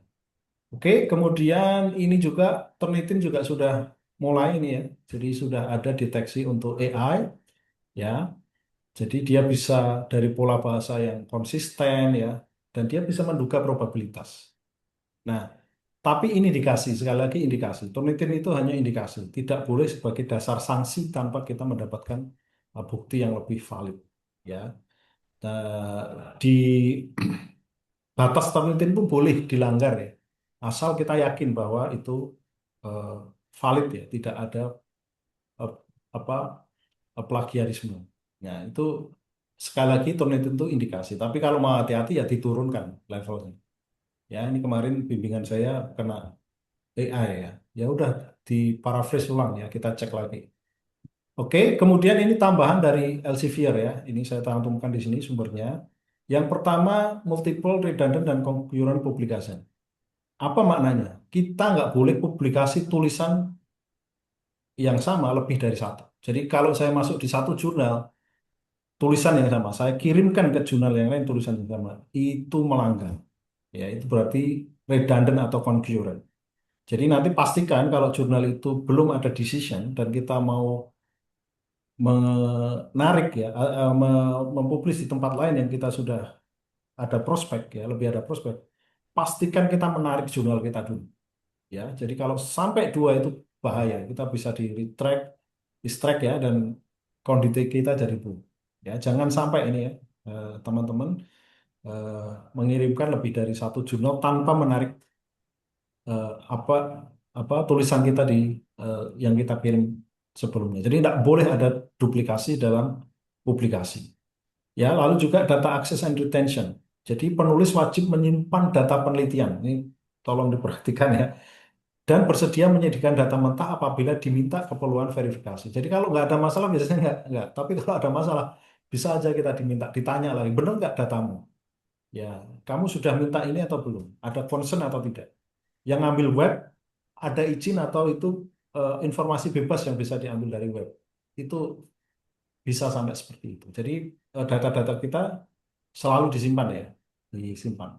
Kemudian fundamental errors in published work. Ya, jika penulis menemukan kesalahan serius setelah artikel dipublikasikan, penulis wajib memberitahu dan bekerja sama. Itu bagian dari etika. Ya, jadi ini yang dari Elsevier ya, yang tadi saya ambil dari eh, apa yang universal, ini yang tambahan dari Elsevier. Ya, jadi kalau ada kesalahan kita wajib memberitahu dan bekerja sama. Ya, tergantung nanti jurnalnya apa diterbitkan kembali, apa ditarik. Kita ngikut. Ya, karena memang kesalahan berasal dari kita. Itu ya. Nah, yang lain predatory mungkin saya lewati ya, biar kita bisa diskusi karena eh, apa sudah dibahas ya di penelitian-penelitian sebelumnya ya. Tapi secara umum teman-teman harus sangat hati-hati ya, jangan sampai masuk predatory. Nah, kita masih tidak terlalu ini ya, paling untuk pengurusan pangkat dikeluarkan. Tapi di negara-negara maju kayak Amerika sangat ketat. Kalau kita akademisi dan pernah masuk predatory, itu karir kita tamat ya. Kita akan susah cari kerjaan ya, kita akan di blacklist ya. Jadi tolong hati-hati ya, jangan sampai ya. Selalu cek di PELS ini ya, sama yang diterbitkan oleh Dikti ya. Jangan sampai kita masuk ke jurnal predator. Oke, mungkin itu yang bisa saya sampaikan. Saya kembalikan ke Budian ya. Mudah-mudahan tidak melebihi waktu yang ditentukan. Terima kasih. Baik, terima kasih kepada Pak Surya ya atas paparannya yang tadi sudah disampaikan dan dijelaskan juga secara komprehensif dan reflektif, dan di mana tadi materinya yang memang cukup banyak berdaging ya, materi yang cukup berdaging, tapi kita kekurangan waktu ya karena keterbatasan waktu untuk dijelaskan secara keseluruhan. Dan memang di sini tidak hanya kita apa ya perlu mempertegas gitu ya bahwa eh, kita sebagai penulis ini memang harus menjunjung tinggi terkait dengan etika dan integritas kita tadi sebagai fondasi utama dalam mendukung kredibilitas dari hasil karya ilmiah kita agar bisa bermanfaat untuk jangka panjang gitu Pak ya. Jadi biar nggak ujuk-ujuk nanti tahu ditarik gitu kan, jadi malunya double gitu. Baik, di sini kita akan masuk ke sesi eh, diskusi ya. Mungkin di sini di kolom chat ini sudah banyak pertanyaan dan ada yang juga sudah raise hand. Kami utamakan dulu untuk yang raise hand ya. Disilakan kepada Bapak Zulkifli untuk bisa berinteraksi langsung dengan Pak Surya. Silakan Pak. Bismillahirrahmanirrahim. Assalamualaikum, Prof. Waalaikumsalam, Pak Zulkifli. Ya. Mohon izin, Prof. Ada beberapa yang perlu saya pertanyakan karena submit di jurnal bereputasi itu merupakan bagian kendala kami sebagai dosen di perguruan tinggi di daerah-daerah terpencil di Indonesia, Prof. Saya di Kolaka, Sulawesi Tenggara, Prof. Oke. Namun itu merupakan sebuah keharusan juga yang harus kita lakukan untuk menunjang pengembangan diri dan kepangkatan mungkin, Prof. Nah, yang perlu saya pertanyakan, Prof, saya mungkin belum ke Scopus, Prof, di Sinta 2, Prof, atau Sinta 1. Adakah satu tips atau trik yang mungkin bisa kami lakukan di sini, Prof? Karena jujur beberapa teman di sini memang sering mengusahakan untuk submit tapi selalu tertolak oleh reviewernya, Prof. Karena dengan alasan yang berbagai macam seperti tidak adanya kebaruan dan lain sebagainya, Prof. Nah, itu yang pertama. Yang kedua, Prof, bagaimana cara menarik tulisan kami yang mau kami publish di jurnal tersebut, karena saya dengar tadi, saya perhatikan tadi itu membahayakan untuk kami sebagai autor, Prof, ketika terbit atau publish di dua jurnal yang berbeda dengan tulisan yang sama, Prof. Iya, terima kasih banyak, Prof. Assalamualaikum warahmatullahi wabarakatuh. Waalaikumsalam warahmatullahi wabarakatuh. Baik, Pak Zulkifli ya, inilah kita gunanya berjejaring ya. Jadi kalau keterbatasan resources, akses terhadap Scopus dan lain-lain itu akan mudah karena kita punya teman-teman yang banyak. Gitu. Nah, jadi saya ingat betul ya, Anda mungkin tahu Pak Bondan Winarno yang ini ya, apa mereview zaman dulu mereview makanan ya. Kita mungkin dia ahli kuliner kita tahu, tapi Bondan Winarno itu adalah penulis yang sangat baik. Ya, dia investigasinya pernah mendapatkan penghargaan dan Bondan Winarno itu bilang begini, kalau mau tulisan kita bagus, maka kita harus punya bacaan yang bagus. Ya, jadi kalau kita mau publish di jurnal yang baik, ya kita harus mendapatkan akses dari jurnal-jurnal yang baik itu. Ya, kita baca saja dulu. Nah, itu yang paling basic ya. Yang lain-lain memang sesuai konteks dan kondisi. Ya, maksud saya begini, kalau eh, kita ditolak editor, ditolak oleh reviewer, itu pasti ada alasannya. Nah, kita bisa belajar dari penolakan itu. Jadi tolong jangan sakit hati dulu. Ya kita pasti wajar lah kita ditolak gimana sih rasanya ditolak. Tapi kita cermati dulu ya. Kenapa ini ditolak? Nah, itu akan membuat pelajaran bagi kita. Misalnya orisinalitas. Jadi berarti kita harus belajar lebih dalam lagi apa itu orisinalitas. Kenapa yang saya yakin ini orisinalitas masih dianggap kurang orisinal. Nah, itu secara pelan-pelan nanti kita akan menemukan ya bahwa di area saya ini yang disebut orisinalitas. Jadi nanti kembali lagi, ya, itu pentingnya diskusi ya. Jadi mungkin saya nggak bisa jawab sangat detail ya, tapi itu hal-hal yang bisa dilakukan ya. Dan eh, ini pembelajaran yang terus-menerus karena target kita kan nanti naik kelas ya dari Sinta ke jurnal internasional publikasi. Nah, itu harus dipelajari. Yang kedua, lihat jurnal yang kita kirim. Jadi setiap jurnal yang kita kirim itu punya interest ya, punya policy sendiri. Jadi lihat interest dan policy-nya. Ya, jadi originalitas bisa dari sana. Nah, itu ya apa beberapa hal ya yang mungkin bisa diperhatikan ya. Yang jelas kita tumbuh ya. Jadi tidak otomatis bahkan kalau kita fokus kan tidak berarti kita kemudian udah hebat ya. Kita harus tetap apa terus bertumbuh dan berkarya. Itu sesuatu komitmen yang jangka panjang. Jadi ditolak pun kalau karena kita punya komitmen itu jangan jangan menyerah karena kita kan tetap harus menulis ya, kita harus berkarya. Ya, itu yang pertama. Kemudian nah masuk kalau bagaimana kalau sudah terlanjur diterbitkan ya. Jadi tadi pencegahannya itu jangan sampai kita kirim ke dua jurnal tanpa kita mencabut salah satu eh, draft kita ya. Jadi kalaupun tidak ada respon, tidak apa-apa, tapi paling tidak kita state ya, kita cabut. Jadi nanti kalau ada dispute, kita udah jelas gitu. Nah, kalau ada dua, itu berarti tujuan kita itu harusnya satu. Nah, yang bukan menjadi tujuan kita itu kita tarik. Ya, kita mengirimkan atau mengontak ya, kontak itu bisa telepon, bisa email, bahwa kita mau menarik jurnal kita dengan alasan ini. Nah, biasanya ya kalau memang sampai terbit dua itu salah satu yang kita tarik biasanya mau untuk menarik. Ya, karena kalau dua-duanya salah, nanti eh, kena sanksi juga ya karena mungkin dua hal yang sama. Itu ya Pak Supivi ya, mudah-mudahan eh, produktif ya bisa bisa ini ya menambah semangat Terima kasih banyak Prof atas jawabannya Prof. Ya. ya sama-sama. Baiklah, selanjutnya ini Pak ada pertanyaan beberapa pertanyaan di kolom chat ya dari Pak Tommy Bermana. Ya, jika sebuah naskah jurnal itu beberapa kali diparafrase pakai Quillbot, tapi Halo, tetap Prof. Ya. 60% deteksi AI-nya. Nah, tetapi jika dianalisa pakai Turnitin itu hanya 8% deteksi plagiarismenya. Apakah ini masih menjadi valid dan bisa diterima reviewer bereputasi? Oke, Monggo, Pak. ya Pak Tommy ya, ini yang disebut integritas ya. Jadi Quillbot itu kan AI ya, dan Quillbot kita bisa perintahkan. Quillbot itu sangat sangat membantu ya.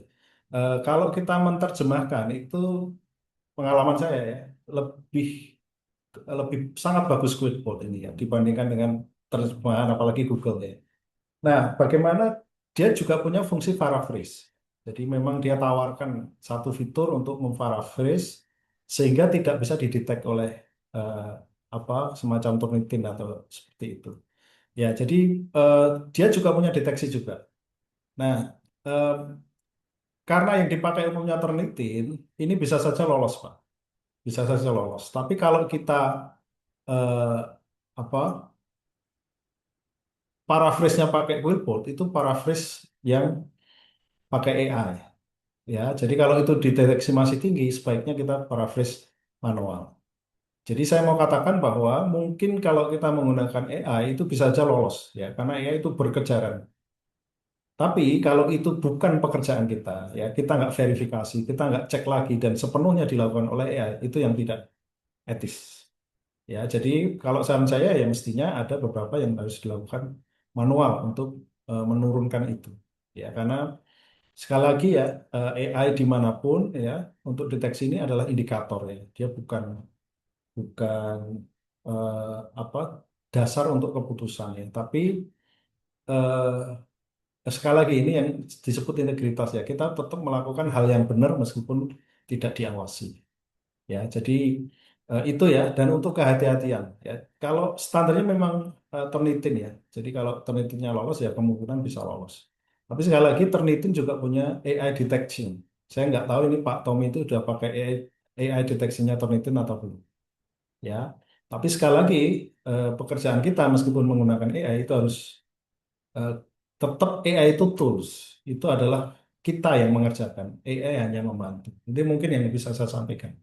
Pak Tommy, mudah-mudahan menjawab. Ya, em, itu tanggapan dari Pak Surya ya, Pak Tommy. Mohon konfirmasinya ya, mungkin ada sanggahan ataupun pertanyaan lanjutannya. Tapi sebelum itu kita masuk ke pertanyaan lanjutan ya dari Ibu Umi Kalsum. Ya, ini cukup panjang sekali pertanyaannya. Jadi Ibu Umi ini pernah submit di suatu jurnal Scopus Q4. Nah, kemudian dia hanya cek jurnal tersebut itu di Scopus ada apa tidak gitu. Nah, kesalahannya ini adalah karena dia cuma cek saja dan saya tidak memperhatikan masih continue, discontinue ternyata ya. Jadi statusnya sudah discontinue. Nah, sehingga akhirnya saya tarik artikel, kemudian konfirmasi ke apa penerbitnya, kemudian saya submit ulang ke Scopus yang ketiga dengan judul yang sama tapi template yang berbeda. Apakah itu termasuk pelanggaran etika atau apakah artikel saya itu perlu disubmit ulang, itu tidak menjadi masalah nantinya gitu yang sudah disubmit ulang. Karena saya submit sampai dengan sekarang ini sudah tahap review tapi baru direview oleh satu reviewer gitu. Jadi mohon ini tanggapannya Pak Surya, silakan. Ini Bu Emil Kusum ya. Ini rajin ini nulis jurnal ya. Jurnalnya masuk Scopus ya. Dan ini udah. Oke, gini. Intinya kalau sampai ada dua jurnal, dalam satu tulisan itu kita diterbitkan dua jurnal, itu pelanggaran etika. Nah, sekarang yang harus kita lakukan bagaimana itu tidak terjadi. Nah, jadi ini kan Ibu sebetulnya sudah Q4 sudah diterima. Jadi ketika kita menarik jurnal itu juga harus ada alasannya ya. Jangan karena tidak berubah ya, itu kemudian kita tarik ya. Karena sudah terbit. Ya, itu pengelola jurnal juga tahu ya kalau jurnal terbit ditarik itu pasti ada dampaknya ya. Eh, ini Ibu sudah menarik ya. Jadi kalau kalau menarik itu pastikan, apalagi udah terbit ya. Kalau kalau tadi masih dalam proses review, kita bisa bilang ini ditarik. Tapi kalau proses terbit itu berbeda. Proses terbit itu harus ada pernyataan bahwa itu sudah di take down atau ditarik. Ya, karena itu proses terbit itu menjadi sangat mungkin ada dua tulisan atau dua paper di dua publisher atau dua jurnal. Ya, jadi kalau sudah terbit itu pastikan sudah disetujui. Ya, jadi Ibu cek lagi yang di keempat itu sudah disetujui atau belum. Kalau yang keempat belum disetujui, mungkin kita bisa minta yang ketiga sementara dihentikan dulu proses review sampai jelas ya. Jadi itu ya. Jadi kita prinsipnya kalau sampai dua terbitan, apapun alasannya, kita salah. Ya, jadi itu nanti mohon dicek dulu ya, Bu Umi ya. Ini kemudian ya ini publisher itu predator atau klonnya atau lainnya. Gini, Bell itu salah satu saja. Dan kalau Bell itu biasanya udah telat juga karena kita misalnya terlanjur ternyata dia eh, predatory gitu. Tapi predatory itu sangat jelas cirinya, ya. Satu, predatory itu menawarkan terus-menerus ke kita. Jadi kita nggak ngirim, kita ditawarin terus-menerus. Yang kedua, dia memungut biaya. Yang ketiga, predatory itu umumnya dia menerbitkan secara instan, secara cepat. Nah, itu makanya di kepangkatan ketika kita ngurus itu selalu dicek itu antara jurnal masuk sampai dia diterbitkan karena kecepatan terbit yang dia tawarkan itu mencurigakan. Jadi predatory itu dia jurnal untuk nyari duit aja, dia nggak peduli pada isi. Ya, jadi perilakunya kelihatan ya. Jadi nawarkan terus-menerus, menjanjikan cepat ya, dan di awal sudah menarik eh, fee ya, menyampaikan fee ya. Jadi biasanya fee itu disampaikan ketika kita diterima, tapi atau di apa disclose di websitenya gitu. Tapi kalau di awal sudah seperti itu ciri eh, apa eh, ciri dari predatory ya. Nah, nanti belis bisa ditulis saja Bu di ini. Kalau saya lupa ya, itu saya cantumkan nggak di slide ya. Kalau kalau ada dicari itu ada ada ininya, ada listnya. Mudah-mudahan menjawab ya, Bu Umi. Dan masih ada lanjutannya itu, Pak. Oh iya, iya, iya. Luar biasa. Bos. Panjang. Kalau seandainya dalam satu jurnal punya frekuensi terbit sebanyak misal 6 bulan atau tiap bulan, apakah itu predator? Ini tergantung ya. Jadi eh, ya umumnya itu jurnal itu terbit eh, 2 sampai 4 kali dalam satu tahun. Yang normal ya. Itu saya baca-baca ya. Ini hasil membaca gitu. Kalau lebih biasanya dicurigai. Nah, tapi ya ada jurnal yang dia itu eh, diterbitkan dulu, nggak nunggu banyak ya. Jadi pokoknya masuk, sudah selesai prosesnya dia eh, upload online. Makanya ada ISBN yang online gitu. Nah, intinya apa? Intinya dilihat Bu, kalau terbitannya terlalu banyak, tulisannya terlalu banyak, itu berbahaya. Mungkin dia tidak predatory, tapi ada kemungkinan dia didiscontinue. Ya, dia discontinue. Jadi ada juga memang yang sengaja mencapai Scopus, begitu Scopus dimonetizing. Dia dapat sebanyak-banyaknya, discontinue nggak apa-apa karena saya sudah dapat duit. Ya, jadi eh, ini yang harus hati-hati ya. Jadi kalau terlalu banyak itu makanya salah satunya kita harus melihat integritas dan reputasi jurnalnya. Jadi kalau dia punya riwayat jangka panjang ya, terbitannya juga tidak terlalu banyak, tidak semua artikel diterima ya, yang jelek juga diterima, itu kita eh, relatif aman. Tapi kalau terbitannya banyak itu indikasi. Jadi kita hati-hati, sebaiknya tidak masuk di sana. Ya, kalau dia tidak predator, dia bisa discontinue kalau dia close. Gitu ya, mudah-mudahan menjawab. Baik, itu ya Bu Umi tanggapan dari Pak Surya ya terkait dengan eh, kendalanya gitu ya. Jadi harus lebih mawas lagi, lebih selektif lagi ya sebelum kita eh, submit artikelnya gitu ya. Jadi eh, di materi-materi sebelumnya ya webinar sebelumnya itu juga sudah ada pernah membedah gitu ya terkait dengan jurnal-jurnal predator gitu. Jadi bagaimana cara mendeteksinya gitu ya agar kita nggak capek 2 kali kerja gitu ya untuk tarik ulur seperti itu. Nah, kemudian ini ada pertanyaan lagi satu dari Ibu Yuliana. Eh, saya ada submit artikel di Scopus Q1 berkaitan dengan informasi informannya PSK. Namun pada saat review diminta menampilkan nama informan, namun saya konfirmasi informannya tidak bersedia. Nah, monggo gimana ini jalan keluarnya, Pak? Oke, baik. Nah, kita harus pegang pada etika ya. Kalau etika informannya tidak mau namanya dicantumkan, ya kita tidak cantumkan. Ya, kita tidak cantumkan. Jadi nanti mungkin bisa di blur atau apa tunjukkan bahwa ada concern ya atau bukti-bukti ya. Misalnya rekaman wawancara ya eh, ini kalau ada foto mungkin bukan foto yang bersangkutan tapi catatan kita ya yang kita lakukan itu disampaikan. Jadi kalau nama asli ya itu kita harus pegang.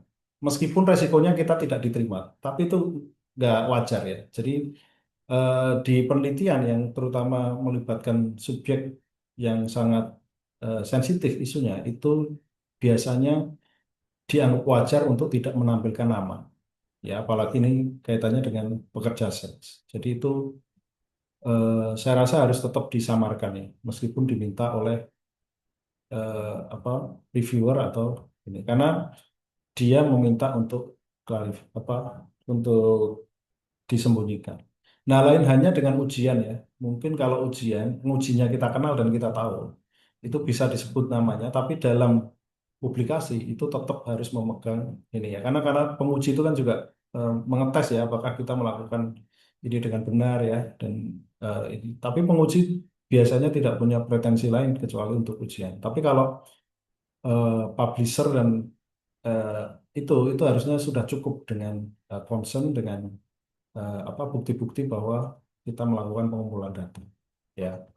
Nah, itu mungkin ya Bu Juliana ya. Baik itu Bu Yuliana tanggapan dari Pak Surya. Jadi mungkin kita terbatas waktu. Ini dua pertanyaan terakhir saja ya Bapak Ibu. Dan kebetulan dua pertanyaan terakhir ini mungkin saling inline terkait dengan APC-nya ya Pak. APC-nya kemudian ada jasa jasa mungkin translatornya gitu. Nah, gimana ini Pak ceritanya? Oke, Tanggapannya? ya, memang ada yang seperti itu ya. Ada yang Mm-mm. jadi free tapi nanti bahasa kita dianggap jelek, kemudian Mm-mm. itu masih menurut saya kategori yang wajar asal tidak terlalu tinggi ya. Karena memang ada jurnal yang menginginkan eh, apa ketika disajikan dalam bahasa Inggris terutama itu bahasa yang standar, bahasa yang baik gitu. Jadi memang beberapa jurnal seperti itu. Ya, jadi APC free, tapi reviewnya diminta. Asal tidak terlalu tinggi dan kita merasa tidak keberatan, tidak ada masalah.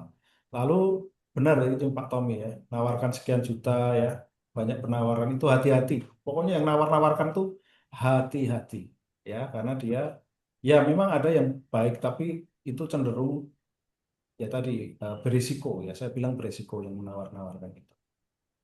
Gitu ya. Ini masih ada lagi atau gimana Bu? Ya, monggo silakan Pak. Tidak apa-apa yang dari Pak Aditya. Kalau bisa langsung dijawab secara singkat. Oke, baik. Tidak Mm-mm. bisa diidentikan nggak masalah, tapi Bapak harus melakukan pencatatan, ya, dan harus ada bukti-bukti bahwa Bapak sudah melakukan riset di lapangan, ya. Jadi memang agak susah ini ya. Tapi ya ini terutama mengenai fraud, mengenai korupsi, itu orang sangat berhati-hati, karena itu bisa menyangkut keselamatan dirinya, ya, keselamatan dirinya bahkan nyawanya. Ya, jadi itu harus kita hormati betul. Kalau nggak mau direkam ya tidak boleh direkam. Tapi Bapak harus memberikan bukti bahwa eh, riset lapangannya, penelitiannya sudah dilakukan. Ya, mungkin itu yang bisa menjawab. Saya kembalikan ke Budian. Baik, saya rasa sudah cukup untuk kita di sharing diskusi, kemudian tanya jawab ya terkait dengan uh, keilmuan ataupun topik ya, topik mengenai plagiarisme dan konteks etika dan integritas ini ya. Jadi karena ini memang akan bersinggungan terus dengan kita, apalagi perkembangan AI yang cukup apa eksponensial ya, sangat cepat perkembangannya. Nah, sehingga hal ini juga tidak menampik ya, kita memang membutuhkan juga eh, teknologi AI untuk mendukung percepatan gitu ya, ataupun perkembangan pertumbuhan dari riset yang kita uh, publiskan.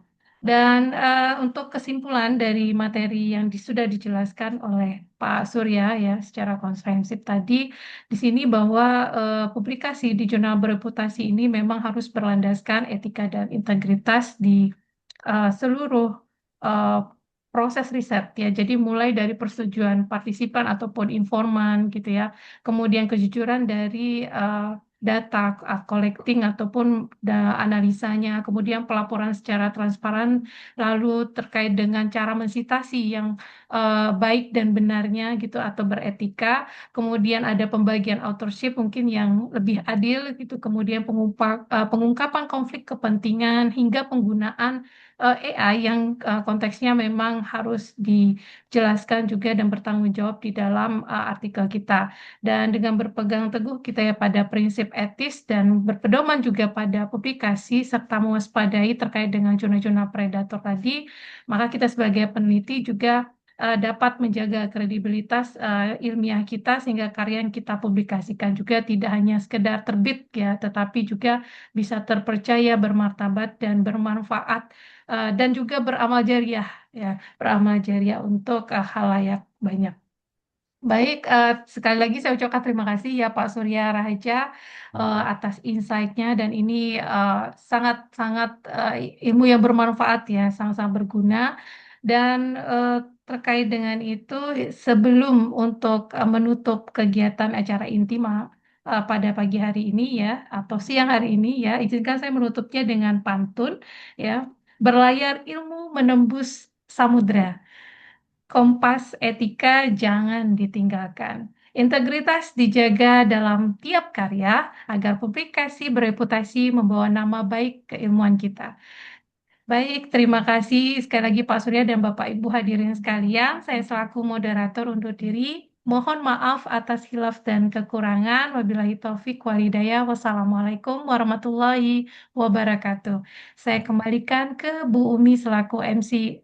Mohon maaf ke Ibu April selaku MC acara. Silakan Ibu. Ya, terima kasih Bu Dian. Ya. Terima kasih Bu Dian dan dan Bapak Surya.